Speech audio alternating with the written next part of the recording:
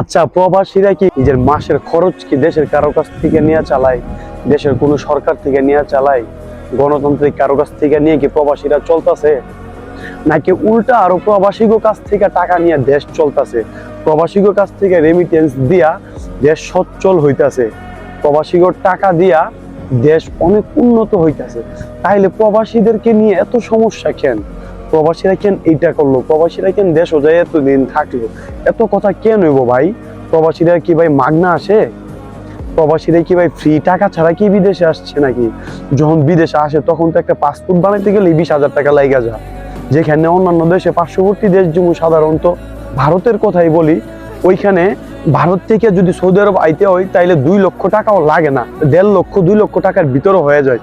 আর সেই জায়গা থেকে বাংলাদেশের ভিতরে কেন 5 লক্ষ 6 লক্ষ টাকা লাগবে শুধুমাত্র মিডিল ইস্ট একটা সৌদি আরবে আইলে? এটা আমার বুঝান।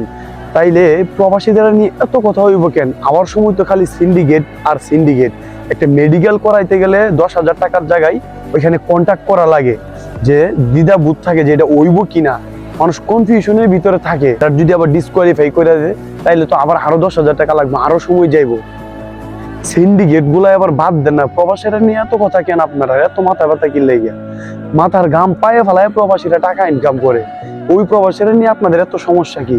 নিজের টাকা দিয়ে, নিজের বাপের টাকা দিয়ে বিদেশ চাইছে, তাইলে আপনারা এত জলে কি? এত সমস্যা কি প্রবাসীরা দিয়ে? আপনারা বাপের টাকা দিয়ে কি প্রবাসীরা চলে? আপনারা বাপের টাকা দিয়ে কি প্রবাসীরা সংসার চালায়? 12 ঘন্টা 14 ঘন্টা এই রোদের ভিতরে বৃষ্টির ভিতরে কাজ করে মাথার ঘাম পায়ে ফালায়া টাকা আসে মাস শেষে। এত সহজ না। উল্টা পাল্টা ফালতু কোনো কিছু কথা বললেন না প্রবাসীরা নিয়ে, ঠিক আছে? প্রবাসীরা সম্মান দিয়ে কথা কইবেন। জাগরে দিয়া দেশ উন্নত হইতেছে, জাগরে দিয়া দেশের সচ্ছল পরিবেশ হইতেছে, ওগো দিকে আবার চোখ তুইলা হাত তুইলা কেমনে কথা? ওগো নিয়ে আবার কথা কেমনে? ওগো তো সবসময় আপনারা সম্মান দিয়ে কথা কোয়া দরকার। প্রবাসীরা শুধু শুধু উল্টায়েন না, পরে কিন্তু দেশের অর্থনীতি ভালো হইব না।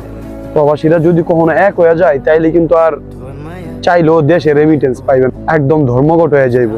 শুধু শুধু ভালো জায়গার মধ্যে মলম লাগায়েন না, ঠিক আছে? প্রবাসীরা নিয়ে তো কথা হইব কেন আপনারা? প্রবাসীরা নিজের বাপের টাকা দিয়া বিদেশ আইসা নিজে কষ্ট করে টাকা কামায় ফ্যামিলি চালাইতেছে, তারপর ওইখান থেকে আপনারা রেমিটেন্স নিতেছেন দেশের জন্য, দেশের উন্নয়নের জন্য সবাই দিতেছে নিজের মাতৃভূমির জন্য। তাহলে আপনারা আর ওই প্রবাসীরা নিয়ে তো কথা হইব কেন? ওগরে কি সম্মান দিয়ে কথা কইতে পারেন না? ওগর প্রতি একটু রেসপেক্ট দিতারেন না? জানাইতারেন না? আপনারা শুধু শুধু নিজের দেশের অর্থনীতি লস করেন না, রেমিটেন্সের উপর কোনো বাধা ফালায়েন না। আমরা চাই না প্রবাসীরা কখনো দেশের ক্ষতি হোক, দেশের খারাপ হোক। আমরা চাই দেশ ভালো হোক, দেশের উন্নয়ন হোক। প্রবাসীরা যতই বলুক তারপরও দেশের প্রতি নিজের মন থেকে নিজেদের সর্বোচ্চটা দিয়ে চেষ্টা করে দেশের জন্য ভালো কিছু করার।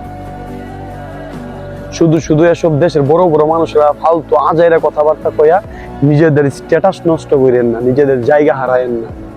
প্রবাসীরা সম্মান দিয়ে কথা কয়েন।